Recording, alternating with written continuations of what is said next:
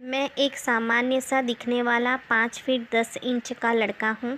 बात 1 साल पहले की है। मेरे यहाँ कपड़ा धोने के लिए एक 20 साल की एक लड़की आती थी, जो दिखने में उतनी अच्छी नहीं थी, पर फिर भी उसका फिगर बहुत अच्छा था, जिसको देखकर किसी का भी खड़ा हो जाएगा।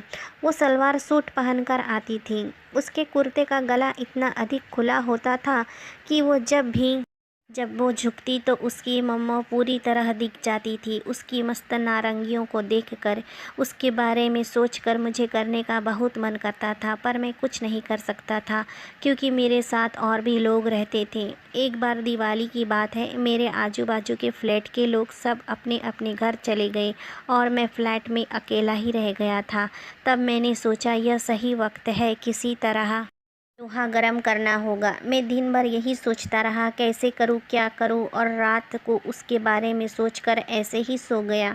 उस रात मैं अपने फ्लैट का गेट भी बंद करना भूल गया था और सुबह जब मेरी आँख खुली तो मैंने देखा वो काम कर रही थी, और जब उसने मुझे देखा तो वो मुस्कुराने लगी। मैं एकदम से डर गया और मैंने पूछा, तुम अंदर कैसे आई और क्यों हंस रही हो? तो वो कुछ नहीं बोली। तो मैं समझ गया था कि वो क्यों मुस्कुरा रही है, क्योंकि उसने मेरा लहराता हुआ खुला पप्पू देख लिया था। मैं वहाँ से चला गया और वो अपना काम करके आई और बोली, क्या बाबू, कब से ये सब कर रहे हो? तो मैं बोला, क्या?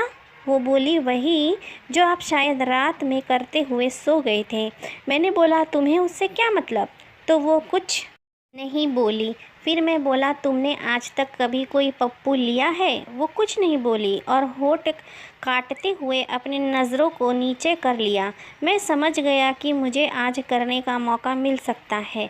मैंने बिना एक पल गंवाए सीधे उसके पास गया और उसकी जांघों पर हाथ फेरने लगा और धीरे धीरे वो गर्म होने लगी।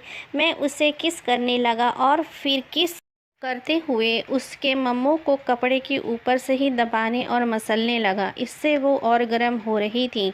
मैंने भी कोई कसर ना दिखाते हुए धीरे धीरे उसके सूट पूरे उतार दिए। अब वो करने के लिए तड़प रही थी। वो और गर्म हो गई और पूरे कमरे में बस उसके आह ऊह की आवाज़ गूंज रही थी। उसकी ये आवाज़ें मेरा और जोश बढ़ा रही थी। फिर मैं उसके मम्मों को लिया, पप्पू को चिड़िया से मिलाते हुए धकाधक डाला और सारी हदें पार कर दी, झटके मार मार के। उस रात फिर हम दोनों साथ में सो गए। वो सारी हदें पार करने के बाद सुबह उठा तो देखा कि मेरा सारा कैश, पैसा और कीमती घड़ियाँ सब गायब है, यानी वो काम वाली सब लेके भाग गई। मैं पछताता रह गया। थोड़ा सा मज़ा के चक्कर में मैं लुट गया था। इतनी मेहनत से कमाया हुआ सब लेके वो भाग गई। मेरे पास उसकी कोई डिटेल्स भी नहीं थी कि मैं कुछ शिकायत या कुछ कर पाऊँ। इसीलिए दोस्तों, जवानी के जोश में बहको मत और गलत काम कभी मत करो। और किसी को भी अपने यहाँ रखो तो उसकी पूरी डिटेल्स लो पहले, क्योंकि आपको पता नहीं कि किसके मन में क्या है, कब आपको कोई ठग के चला जाए।